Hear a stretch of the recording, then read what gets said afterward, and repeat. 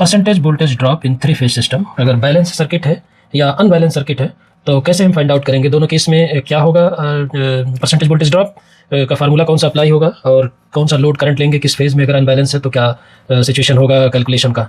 Okay, सबसे पहले हम इसमें वोल्टेज ड्रॉप निकाल लेते हैं। Voltage drop is equal to √3 I into L, यानी current and length of the cable और cos theta plus X sine theta and divided by N. N का मतलब है number of cable per phase, यानी कि आर वाई बी अलग अलग इसमें देखेंगे कि इसी में 3 केबल है या 4 केबल है।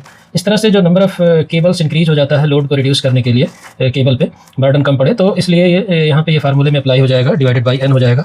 तो हमको चूंकि परसेंटेज निकालना है, परसेंट वोल्टेज ड्रॉप, तो इस voltage drop upon system voltage यानी कि source voltage into 100 sorry.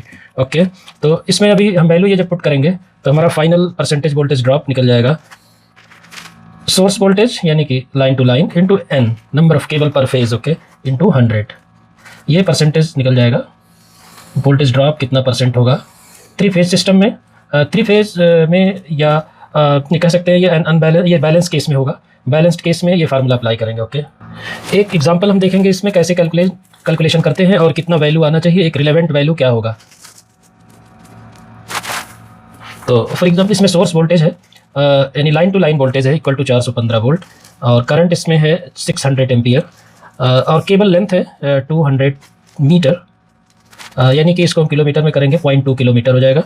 Number of cable N equal to 3 per phase, number N per phase है। ओके, एक फेज में यानी 3 केबल है, तो sine theta equal to 0.6 and X equal to 0.08 ohm per kilometre. Okay, and R equal to 0.15 ohm per kilometre. ये resistance हमारा provide करेगा manufacturer. Okay, ये सारी वैल्यू हम इस फार्मूले में रखेंगे।